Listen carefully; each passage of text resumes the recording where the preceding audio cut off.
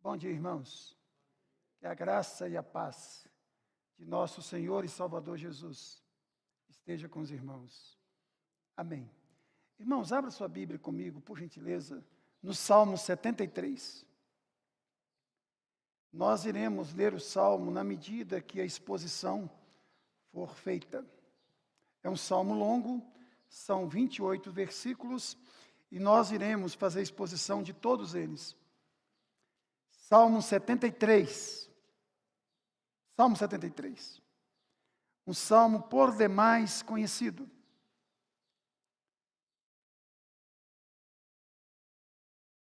Irmãos, nós precisamos da luz do Espírito e do fogo do Espírito. Luz para a mente, fogo para o coração. Então nós precisamos de entender a palavra de Deus. E nós precisamos de atender a palavra de Deus. Eu tenho dito com uma certa frequência, Deus tem falado.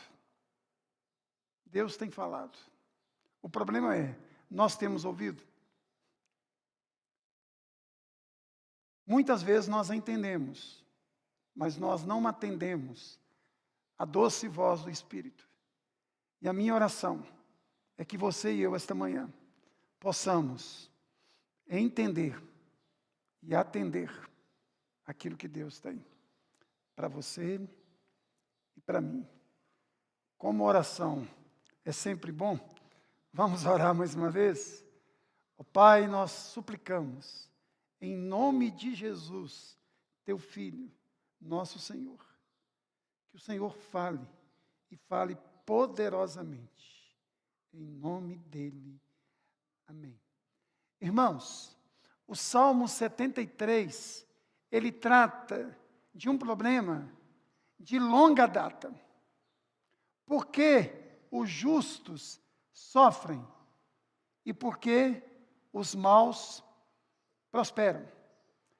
Esta pergunta, ela digladiou e continua digladiando no coração e na mente de muito crente e de muito incrédulo. O incrédulo, ele diz, olha, se Deus existe, por que os justos sofrem? E por que os maus prosperam? O crente, Deus existe, por que eu estou sofrendo? E por que meu vizinho, que é ímpio, não é crente, prospera? Esse salmo aqui, ele fala sobre isso. E quem faz esse questionamento aqui, irmãos, não é um incrédulo, não é um ateu, não é um homem ímpio, mas um homem de Deus, chamado Asaf. Ele era filho de Gerson, ele era da tribo de Levi, ele era líder de louvor, ele era responsável pelo culto, e ele também era escritor. Só para você ter uma ideia, nós temos mais de 13 salmos escritos por Asaf. No entanto, este homem passou por uma crise terrível. Crise essa que você pode passar, que eu posso passar, que talvez você esteja passando. Irmãos, não é fácil ser ovelha no mundo de lobos. Não é fácil você ter que conviver diuturnamente com as injustiças e nada acontecer. Isso gera um certo mal-estar na gente. Isso gera um certo desconforto. Por isso, irmãos, esse salmo aqui, ele não é atual. Ele é atualíssimo. E é interessante que Asaf começa esse salmo com uma queixa diante de Deus.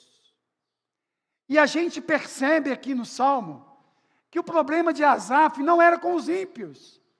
O problema de Asaf era com Deus, o que é pior ainda. Este homem estava tendo uma crise com Deus. E ele começa o salmo fazendo uma afirmação extraordinária. Ele diz assim: o Senhor. Está no verso 1. Com efeito, Deus é bom para com Israel, para com os de coração puro. Ele começa afirmando uma verdade: de fato Deus é bom. Segundo, ele afirma que Deus tem um pacto com o povo de Israel. Deus tem um povo.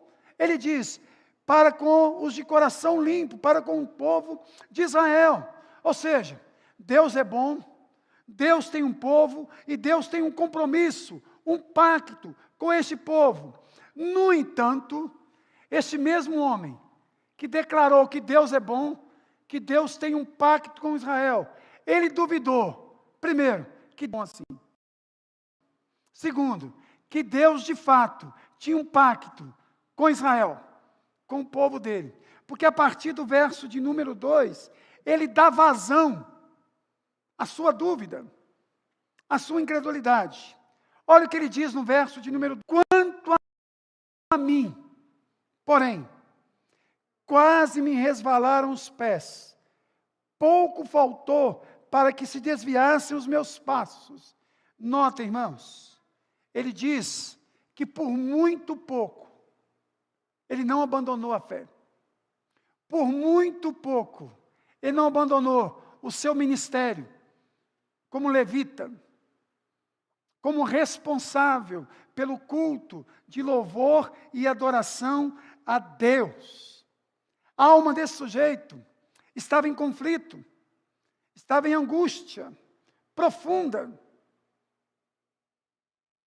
Ele diz mais, irmãos: pois eu invejava os arrogantes, ao ver a prosperidade dos perversos. Notem que ele afirma categoricamente que ele,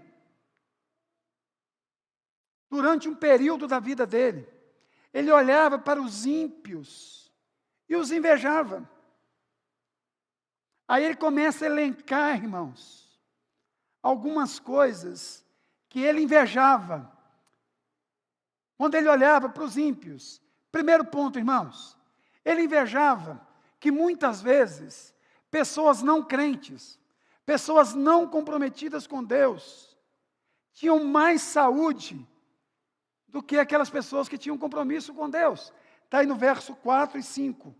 Para eles não há preocupações, o seu corpo é sadio e nédio. Não partilham da canseira dos mortais, nem são afligidos como os outros homens. Entre outras palavras, a sensação que eu tenho é que essas pessoas que não têm nenhuma preocupação com Deus, não enfrentam as mesmas lutas, não travam as mesmas batalhas que nós, que somos chamados de povo de Deus, travamos. Eu olho para a Dona Maria, crente, piedosa, mulher de oração, enferma. Eu olho para seu José, homem arrogante, prepotente, saudável, forte, robusto. Tem alguma coisa estranha, Senhor? Primeiro é saúde. Mas ele invejava também as posses. Ele diz no verso de número 6, daí a soberba que os cinge, como colar, e a violência que os envolve como manto. Irmãos, ele diz o seguinte, olha, eles são ricos, eles são poderosos, seus bens adornam as suas vidas, seus bens são como enfeites, são como colar. Ele está dizendo, entre outras palavras, puxa vida, esses homens são saudáveis fisicamente e eles são saudáveis financeiramente. Eles não têm preocupação com a saúde e não têm preocupação financeira. e a prosperidade financeira deles embeleza, traz brilho, glamour. Chocante. Aí, irmãos, e ele chega a dizer o seguinte: e esses homens adquiriram tudo isso à base de muita violência. Eles empregaram força, eles empregaram espada. E ele chega a dizer para Deus o seguinte: olha, eles vestem roupas lindas, maravilhosas, no entanto, são roupas maculadas, compradas com preço de sangue. E ele continua o seu argumento dizendo: e este povo ímpio, que não tem nenhum compromisso com Deus, ainda blasfêmia contra Deus. Está aí no verso de número 8 e 9. Motejam e falam maliciosamente, da opressão falam com altivez, contra os céus desandam a boca, e a sua língua percorre a terra. Deus, não dá para entender. Eles são saudáveis, eles são prósperos, e eles ainda blasfemam o teu nome. Eles ridicularizam a ideia de um Deus justo. Eles ridicularizam a ideia de um Deus na qual todos nós iremos nos apresentar diante dele e prestar contas. O que está acontecendo, Deus? Aí eu acho que o ápice, principalmente para ele, que estava no ministério pastoral, está no verso 10. Quando ele diz assim: por isso o seu povo se volta para eles, e os tem por fonte de que bebe a largos sorvos. Ele está dizendo assim, e pior, o povo gosta de ouvi-los. Eles têm um poder de persuasão muito maior do que eu, que sou um levita, que sou um sacerdote. Eles têm o poder de juntar pessoas, atrair pessoas, chamar pessoas para o lado deles do que eu para o lado do Senhor. Irmãos, se não me engano, a ideia aí, no original hebraico, é de que as pessoas vão atrás deles como cachorrinhos sedentos, lambem as botas dos seus donos. Eles falam e todo mundo escuta. Eles mandam e todo mundo obedece. Tem alguma coisa errada aí, Senhor? De novo, eles são saudáveis. Eles são prósperos. Eles fazem festas, blasfemam contra ti e nada acontece. E pior ainda, eles têm aprovação do povo. Saiu uma pesquisa recentemente em Israel, isso é por minha conta, a Asaf dizendo, e eles têm mais popularidade do que eu. E não é Datafolha. O que está acontecendo, Senhor? Aí, irmãos, Asaf começa a expor a sua alma, ou contar como ele expôs a sua alma, como ele desnudou a sua alma diante de Deus. Isso é interessante, porque você e eu muitas vezes temos esse pudor. A gente não tem coragem de nos desnudar diante de Deus, de espremer a nossa alma diante do Senhor, de expressar aquilo que está no nosso coração diante de Deus. Mas este homem de Deus, diferente de mim, de você, ele faz isso com toda a franqueza do mundo. Ele chega a dizer no verso 13 o seguinte: com efeito, inutilmente conservei puro o meu coração e lavei as mãos na inocência. Ele chega a dizer, olha, a conclusão é essa, Senhor, não vale a pena ser puro. Não vale a pena ser crente. Não vale a pena ser justo no mundo de injusto. Não vale a pena ser ovelha no mundo de lobos. Não vale a pena ser piedoso num mundo de perversos. Eu perdi muito tempo jogando segundo as regras. O que eu ganhei com isso, Senhor? Foi inútil. Ele se sente aqui um tolo. Você pensou que crise horrorosa que esse homem está passando? Agora olha para mim. Isso aqui não é atualíssimo. Satanás faz isso toda hora. Se a gente não tomar cuidado, ele fica levando a gente a acreditar que não vale a pena andar com Deus, ser fiel a Deus, ter compromisso com Deus. Ele leva as pessoas a achar que o relacionamento delas com Deus tem de ser de causa e efeito. Se não houver causa e efeito, não vale a pena andar com Deus. Ou seja, eu estou sendo puro e não ganhando nada, eu desisto de ser puro. Eu estou servindo a Deus, mas não estou ganhando nada com isso, eu deixo de servi-lo. Ou seja, meritocracia. Não é isso que a teologia da prosperidade prega, eu estou falando bobagem. Desafia Deus. Faça isso. Ele está dizendo, olha, não vale a pena. Aí, irmãos, você já pensou? Eu, Geraldo Márcio, olho para Neymar e percebo que Neymar é melhor do que eu. Que Neymar é um abençoado e eu sou um azarão cósmico. Eu sou a zebra cósmica. 7.000 habitantes do planeta. Eu sou a personificação do azarão. Eu sou a zebra cósmica. Ele diz isso aqui com outras palavras. Que ele é o azarão. Verso 14 e 15. Pois de contínuo sou afligido. Está falando dele mesmo. E cada manhã castigado. Se eu pensar em falar tais palavras, já aí teria traído a geração dos teus filhos. Ele está dizendo, olha, estou falando de mim, Senhor. Eu não estou falando da Dona Maria agora, não estou falando de mim. Sou afligindo de contínuo, ou seja, o tempo inteiro, diuturnamente. Toda manhã a sensação que dá é que eu estou sendo castigado, tem alguma coisa pesando sobre os meus ombros.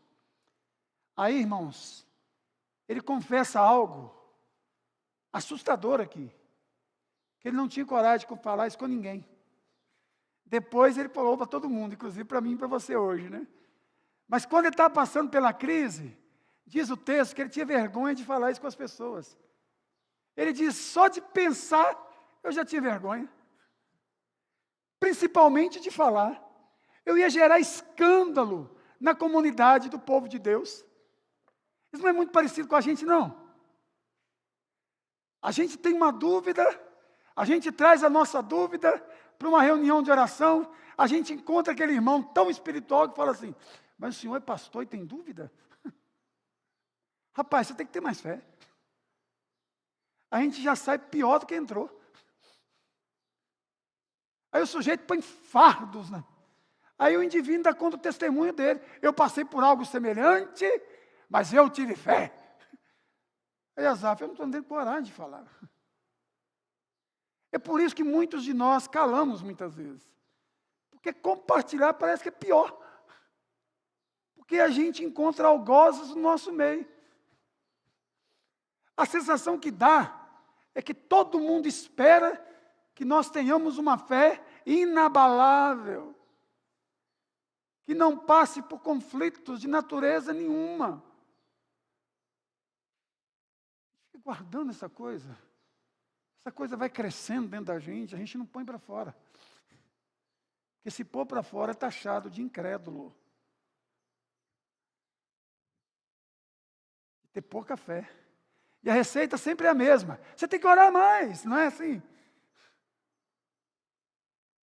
Mas hoje, em nome de Jesus, você vai mudar. Você não vai fazer isso mais. Quando alguém falar com você que tem dúvida, não seja tão espiritual também, que você também tem. Não vem falar comigo que você não tem, porque você tem. Porque eu as tenho. E eu não sou melhor do que você. Eu lembro, recém-ordenado, dúvidas brotando dentro da minha alma, e não achava ninguém para compartilhar nada. Afinal de contas, agora eu era o reverendo Geraldo Márcio. Antes de receber aquele punhado de mão na cabeça, eu só era Geraldo Márcio. Eu podia ter dúvidas, eu podia ter tudo. Mas depois que aquele punhado de mão ficou sobre minha cabeça e falaram que eu sou reverendo, eu já não podia ter mais nada. Já não tinha crise, ninguém me ligava, colega nenhum perguntava absolutamente nada. Só foi um punhado de mão na minha cabeça, mas eu continuei tão humano quanto aquele domingo que eu fui chamado de reverendo, recebi uma carteira de reverendo. E passei a ser chamado de pastor. Ele está dizendo, eu não posso nem falar. Isso está me matando. Se eu tivesse contado essas coisas, muita gente largava a igreja. Aí, irmãos, este homem começa a sofrer uma mudança profunda. Aí a gente percebe que Deus resolve os nossos conflitos e as nossas perplexidades. E o segredo é simples, mas não simplório nem simplista. Quando que Deus começa a resolver os nossos conflitos e as nossas perplexidades? É quando nós saímos do temporal para o eterno. É quando nós saímos do campo da especulação para o terreno da adoração. O que aconteceu com este homem? Asaf, que identifica com todos nós aqui. Olha o verso 17. Eu queria que você lesse comigo. Juntos, vamos lá? Até que entrei no santuário de Deus e atinei com o fim deles. Este ATQ aqui denuncia que este homem pode ter entrado muitas vezes na geografia religiosa, mas não entrou na presença de Deus, não entrou no santuário. Até que Até então, os olhos de Asaf estavam fixos, fitos, no temporal, no visível, no tangível e no palpável. Ele estava apenas no campo da filosofia, da especulação. Mas agora, ele entra no terreno sagrado da adoração. Ele tira os olhos da circunstância em redor e os fixa na eternidade. Ele tira os olhos da terra e os coloca no céu. Aí, irmãos, diante disso, a primeira coisa a se fazer é confessar. Aí o processo de cura começa a se dar. E eu não acho que isso aqui aconteceu assim. Porque a gente lê um salmo, por exemplo, igual o 13. Até quando, Senhor? Até quando, Senhor? Até quando, Senhor? Onde você encontra lamentação, oração e adoração, em 6 versículos. Os 2 primeiros, lamentação, os 2 do meio, a oração, e os 2 últimos, adoração. A gente acha que tudo aconteceu ali em 5 minutos. Foi todo um processo. Eu entendo aqui também que foi um processo. Primeira coisa, ele reconhece de forma humilde que ele estava equivocado. Olha o que ele diz aí no verso 21 e 22. Quando o coração se me amargou e as entranhas se comoveram. Essa palavra entranhas aqui é extremamente importante. Porque para nós que temos uma herança mais grega, o centro das emoções é o coração. Para o judeu, o centro das emoções são as vísceras, são as entranhas. Por isso que Paulo diz, entranháveis afetos de misericórdia. Porque os judeus entendiam que as entranhas eram o centro das emoções. Porque quando a gente está assim, muito preocupado, dá aquele peso assim na barriga, aquele desconforto, aquela dor de estômago. Está dizendo, as entranhas. Por isso que o sacrifício era queimado, e queimado juntamente as entranhas dos animais, as emoções. Aí ele diz no verso 22, eu estava embrutecido, ignorante, era como irracional a tua presença. Ou seja, eu fui sufocado pela tristeza e consumido pela inveja. O meu coração cedeu à incredulidade. O meu coração deixou de reconhecer a providência do Senhor, enquanto eu aguardo a vida eterna. Ô gente, se isso aqui não acontece com você e eu, nós podemos tomar a Red Bull e voar. Nós já somos anjos. Talvez não aconteça com tanta frequência, mas vira e mexe, a gente cede, de certa forma, à incredulidade. De certa forma, a gente para de reconhecer aqui e acolá a providência de Deus na nossa vida. De certa forma, a gente deixa de olhar para a eternidade, fixa os olhos no temporal. Isso acontece conosco sim, gente. E confessa isso em nome de Jesus. Confessa, põe para fora. Isso vai ser bom. A crise vai durar menos. Talvez não vire nenhuma crise. Então, ele reconhece, ele confessa, ele passa a declarar, professar, em alto e bom som, novamente a sua fé. E ele começa fazendo a maior de todas as afirmações. É que Deus quem o sustentou e continua sustentando. Aí eu queria que você lesse comigo o verso 23 em voz alta. Vamos lá? Todavia estou sempre contigo. Tu me seguras pela minha mão direita. Aleluia. O que ele afirma? É Deus, é o Senhor quem me sustenta. Eu nunca estive só. Nunca me faltou pastoreio. Nunca me faltou providência. Nunca me faltou cuidado. Nunca me faltou a atenção do Senhor. Olha que mudança extraordinária. Essa mudança de fora, de dentro para fora. Porque os ímpios continuam prosperando, continuam tendo saúde, continuam blasfemando contra Deus. O que mudou aqui, gente, foi Asaf. O que mudou foi Asaf. Aí ele faz a segunda afirmação. Ele afirma que Deus o orienta, enquanto ele aguarda a vida eterna. Vamos ler juntos o verso 24. Tu me guias com teu conselho. Ô, gente, é juntos, vamos lá? Tu me guias com teu conselho, e depois me recebes na glória. Que coisa maravilhosa. Isso aqui está muito perto do Salmo 23. Isso aqui está muito perto de João 10. Tu me orientas.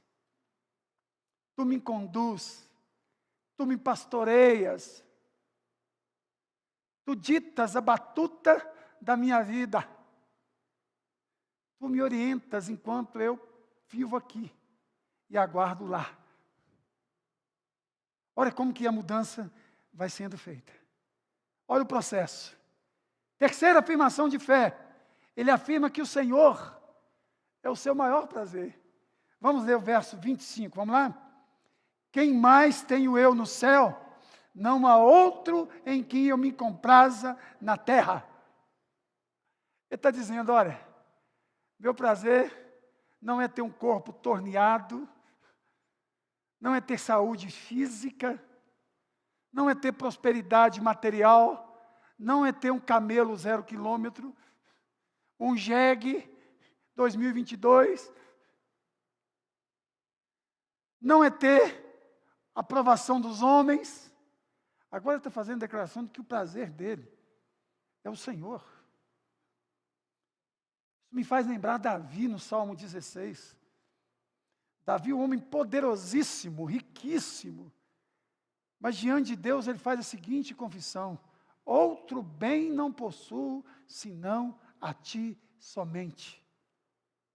Entre outras palavras, a única coisa que eu possuo é aquele que me possui. Se ele não me possui, na verdade, eu não possuo absolutamente nada. Perceberam que a coisa está crescendo. Cada confissão de fé dele aqui vai crescendo.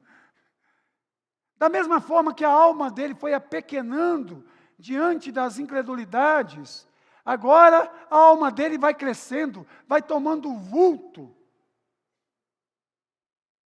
Prazer, alegria, gozo e regozijo. Aí, irmãos, para provar para você que esse salmo não foi escrito de uma pancada só, que essa mudança não se deu assim, ó. Olha o que diz o verso 26, vamos ler juntos. Vamos lá? Ainda que a minha carne e o meu coração desfaleçam, Deus é a fortaleza do meu coração. Amém. Que coisa maravilhosa. Ele está dizendo, ó, dia após dia, o Senhor está me fortalecendo. Note que agora ele não está preocupado se ele está desfalecendo, se ele está perdendo bens, perdendo saúde. Irmãos, onde esse versículo aqui encontra bastante eco no Novo Testamento? Nas palavras do apóstolo Paulo. Ainda que o homem exterior se corrompa, envelheça, fica velho, enrugado, morra, todavia o homem interior se renova a cada dia. Isso me parece muito com Abacuque, que começa o livro colocando Deus assim, contra a parede, pressionando Deus e a justiça de Deus, o caráter justo de Deus, mas que de repente ele diz, olha, eu já falei o que tinha que falar, agora eu vou subir para a torre de vigia, porque eu sei que o Senhor tem algo a me dizer. Aí Deus diz, aí ele termina o livro dele, com uma das maiores declarações de fé de toda a Bíblia. Ainda que a figueira não floresça, ainda que o produto da oliveira minta, ou seja, eu vou lá e não tem figo algum, ainda que não haja um bezerro no curral, todavia eu me alegro no Senhor e exulto no Deus da minha salvação. Este homem começa lamentando e termina adorando. E é o mesmo processo acontece em Asaf. E é o mesmo processo que tem que acontecer em mim e em você. Agora, pelo amor de Deus, em nome de Jesus, não deixe o diabo ficar sussurrando no seu ouvido, dizendo que você é um incrédulo, porque dúvidas nascem no seu coração. E não deixe alguns instrumentos do inferno fazerem isso.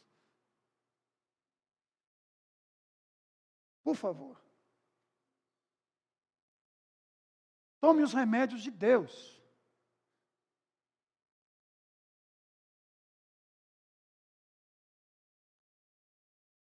Deixa eu dar um exemplo para você. Esperei confiantemente pelo Senhor, e Ele me atendeu e se inclinou para mim. Se você cronometrar aí, não dá 15 segundos o que eu acabei de falar. Isso durou anos e anos na vida de Davi. Só que a gente lê a Bíblia muito mal lida. Esperei confiantemente pelo Senhor e Ele se inclinou para mim. 10 segundos. Todo é um processo, gente. Quinta coisa que interessante. Ele chega à conclusão, puxa vida, eu invejava aqueles que vão para o inferno. Já parou para pensar sobre isso? Invejar ímpio. E aqui eu não estou falando que ele é ímpio, que ela é ímpio, mas às vezes eu vejo jovens e adolescentes querendo ser Beyoncé, querendo ser esses galãs, esses youtubers aí. Gente, eu quero ser eu mesmo. Eu quero ser sempre a melhor versão de mim mesmo. Eu tenho orado a Deus para que eu possa ser uma versão revista e atualizada de mim mesmo. Eu estou fazendo de tudo para não ser uma versão revista e ampliada, né? Engordar. Mas eu estou tentando ser pelo menos uma versão revista e atualizada de mim mesmo. Não quero ser Augustus Nicodemos. Quero ser Geraldo Márcio. Eu estou muito bem sendo Geraldo Márcio. A gente está aí, vivendo neste mundo, em que as garotas querem ser Beyoncé, os rapazes querem ser Cristiano Ronaldo, essa galera toda. Vocês se lembram da parábola de Lázaro e o milionário lá e o rico? Não diz que Lázaro invejava o milionário, mas diz que quando ambos partiram, o milionário invejou a besta Lázaro. Pede Lázaro para vir aqui, colocar uma pitada de água na minha boca. Lázaro está lá no seio de Abraão, desfrutando da glória, e o rico está lá em tormentos no inferno. Gente, o que acontece conosco? O que aconteceu com Asaf?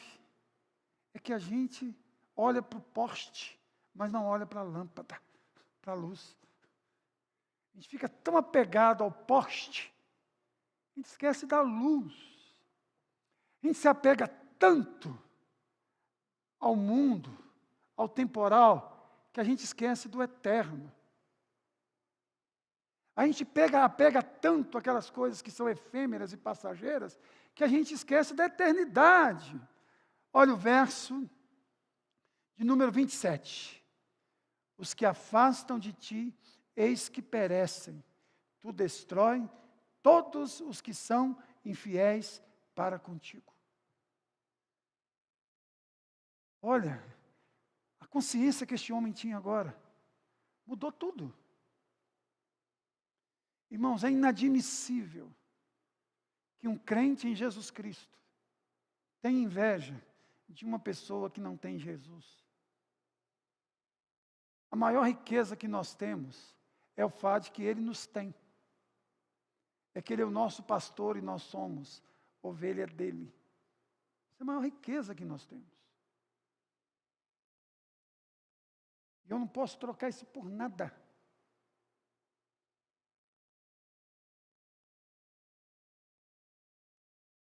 Imagine, por exemplo, se um prefeito, o governador, o presidente da República,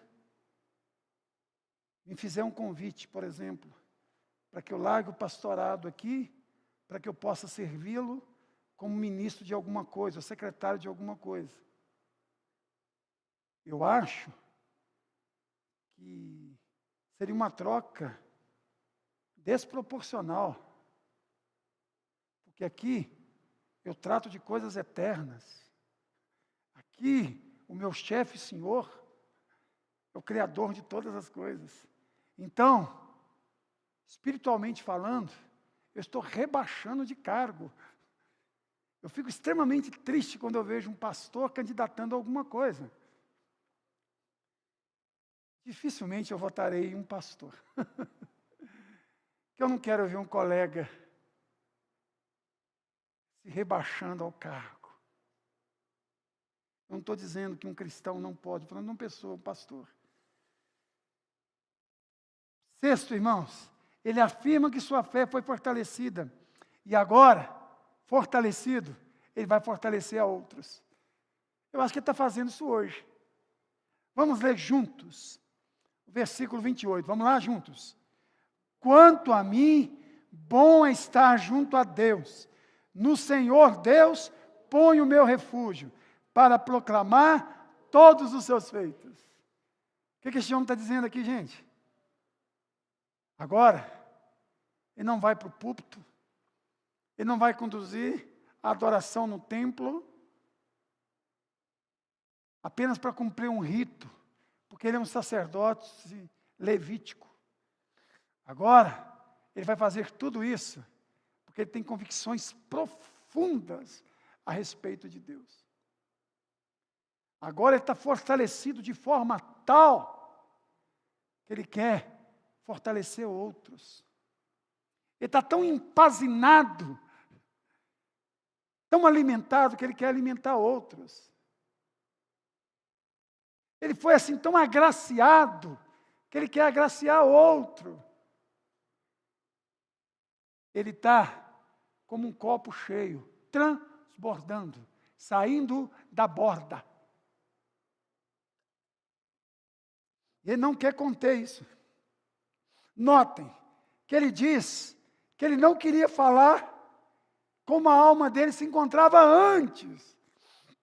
Mas agora, ele não consegue ficar sem falar como a alma dele se encontra agora. Isso é extremamente interessante. Aí, irmãos, eu queria que você e eu tirássemos assim, para concluir, 3 lições básicas. Lógico que eu fui falando, aplicando, mas agora eu quero ser mais direto e mais objetivo. A primeira delas, não queira achar respostas para muitas coisas que acontecem aqui debaixo do sol, porque você não as terá. Saia em nome de Jesus do campo da especulação e entre o mais depressa no santuário, na adoração a Deus. Jó foi fazendo perguntas para Deus, foi fazendo perguntas para Deus, foi fazendo perguntas para Deus. Quando ele achou que Deus ia lhe responder, Deus lhe faz 70 perguntas.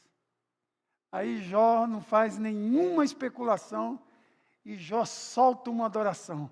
Bem sei que tudo podes e nenhum dos teus planos podem ser frustrados. Muda totalmente, radicalmente a vida de Jó. Você não tem resposta para muita coisa não, gente. Por isso que nós vivemos pela fé. E quem vive pela fé tem que aprender a conviver com perguntas sem respostas. Fé é certeza das coisas que se espera e convicção de fatos que não se veem. Eu nunca vi ninguém com uma crise do tipo assim, meu Deus do céu, tanta gente boa, logo eu passei no concurso. Tanta gente melhor do que eu, e eu consegui comprar um carro. Tantos casais tentando ter filhos aí, muito melhor do que eu, e Deus me deu essa filha. Eu não mereço, ninguém fala isso. Mas basta uma dor de cabeça para a gente falar assim, logo eu? Gente do céu, a gente lamenta muito o pouco que nos falta e agradece muito pouco o muito que a gente tem. Nunca vi gente com essas crises, porque Deus o agraciou, porque Deus o abençoou. Não. Basta uma dorzinha, uma doença, para começar a soltar impropérios. Às vezes a gente não faz publicamente, mas lá no coração não falta.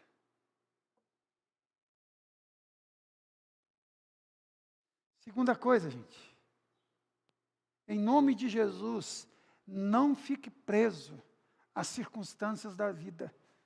As circunstâncias mudam. Irmãos, eu contei isso aqui, acho que foi na quinta-feira. Num dia só, eu fiquei numa reunião de presbitério, discutindo assuntos assim que não tinham menor relevância, aquela reunião chata. À tarde eu vim para aqui, preguei num funeral, ambiente triste, e à noite eu me encontrava num clube da cidade, com gente gargalhando, num casamento.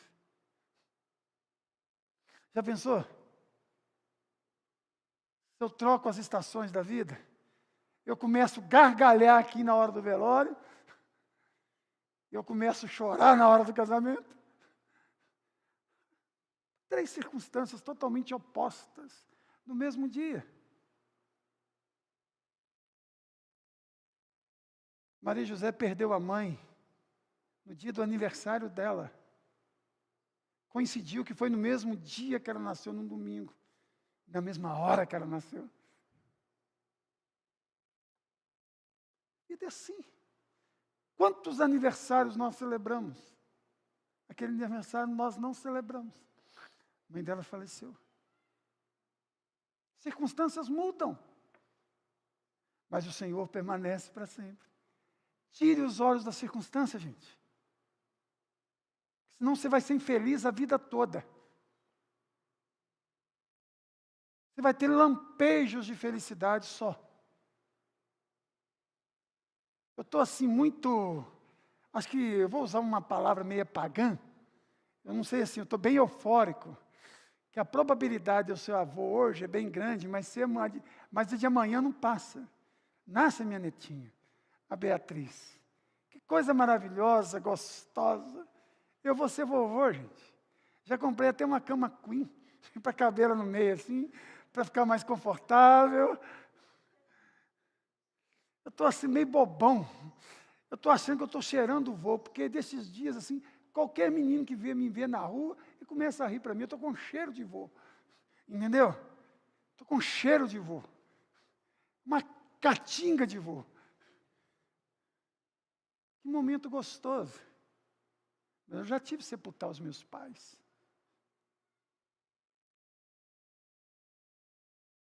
Eu sou cego praticamente de um olho. Tive momentos duríssimos na minha vida. Mas eu quero compartilhar isso com os irmãos, já compartilhei com alguns. Quando eu percebi que eu perdi a vista esquerda, porque eu tive toxoplasmose, dei uma ferida no centro da retina, então eu não consigo ver, vejo tudo embaçado. Não consigo ler nem aquele PV-Sol enorme ali. Eu tenho visão monocular. Aí eu fiz uma oração asafiana, de lamento. Aí eu entendi que Deus falou comigo dessa forma. Geraldo, você não perdeu a visão. Você perdeu apenas a vista. Qual que é a diferença de perder a visão e perder a vista? Perder a visão é no sentido de que Deus está no controle de todas as coisas. Que na ressurreição dos mortos, você vai enxergar sem óculos, você não vai precisar de óculos. Você não perdeu a visão, você perdeu a vista. Pronto. Aprendi a viver com um olho só. Um dia alguém falou assim, pastor, você olha muito para um lado só. Aí eu percebi, eu tenho que fingir então que eu estou vendo o povo aqui. Então, fico muito assim, não sei se vocês já viram. Ó. Igual boneco. João Bobo, assim, lá do posto. E para dar ré, atrás assim, ó. Perdi a vista, gente.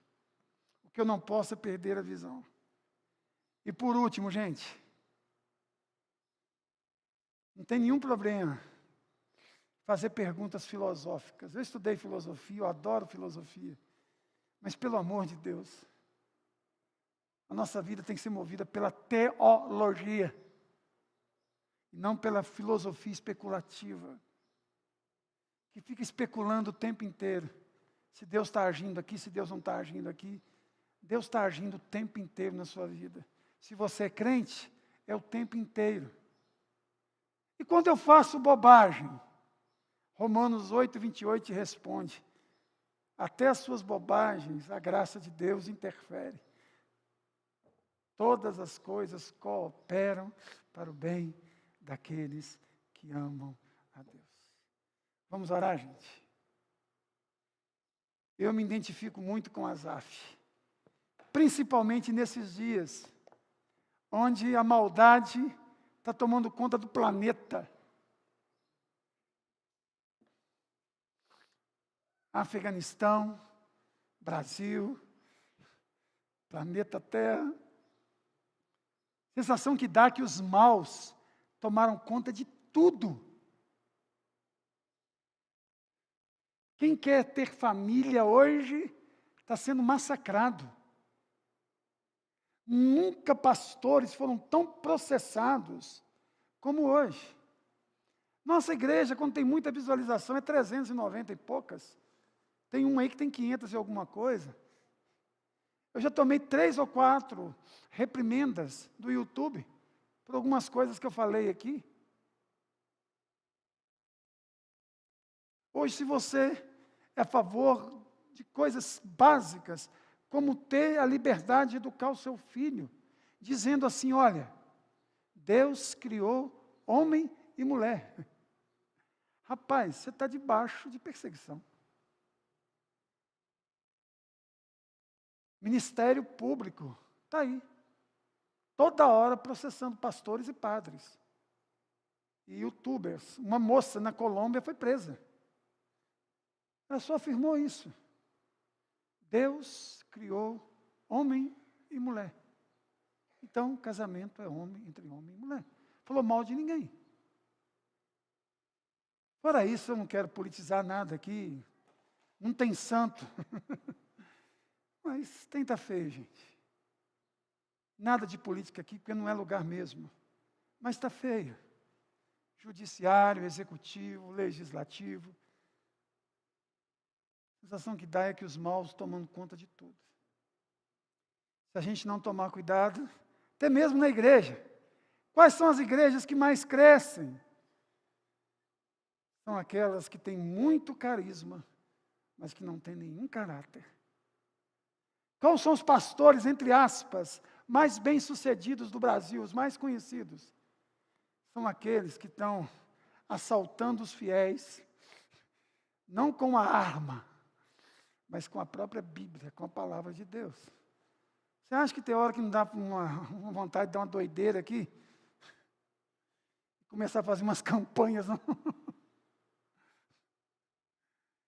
Eu não sei se alguns irmãos frequentavam aqui na época que eu fiz a campanha aqui na igreja de culto de libertação. 7 cultos. O pessoal ficou extremamente preocupado comigo. Geraldo Márcio pirou.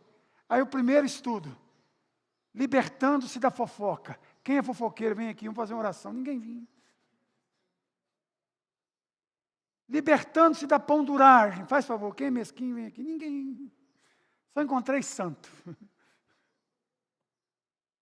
Agora, se eu fizer um apelo, vem aqui quem está com espinhela caída, isso vai notar. Não tenho dúvida nenhuma, Lucas. Mas não tem mesmo. Se alguém está sendo perseguido, vem aqui, vem todo mundo. Mas se alguém está pecando, não vem ninguém. Vamos pregar a palavra com fidelidade. O Espírito faz a obra. Vamos orar, gente? Ó Pai, nós suplicamos, em nome de Jesus, que esta manhã seja uma manhã, ó Pai, de cura e de restauração. Porque muitas vezes nós somos parecidíssimos com Asaf. Nós questionamos, ó Pai, o Teu cuidado, o Teu amor, a Tua providência. Olhamos para o mundo e ficamos com inveja dele. Liberta-nos, ó Pai, e nos dê a consciência de quem nós somos em Cristo Jesus. De que nós temos uma herança incorruptível. E que nós temos a maior de todas as promessas, que é a promessa da vida eterna. Em um lugar que não há lágrima, dor nem sofrimento. Que não é apenas quantidade, mas principalmente qualidade de vida. Porque nós estaremos face a face com o Senhor Jesus Cristo. Que nós possamos nos apegar nesta promessa. Em nome dele, amém.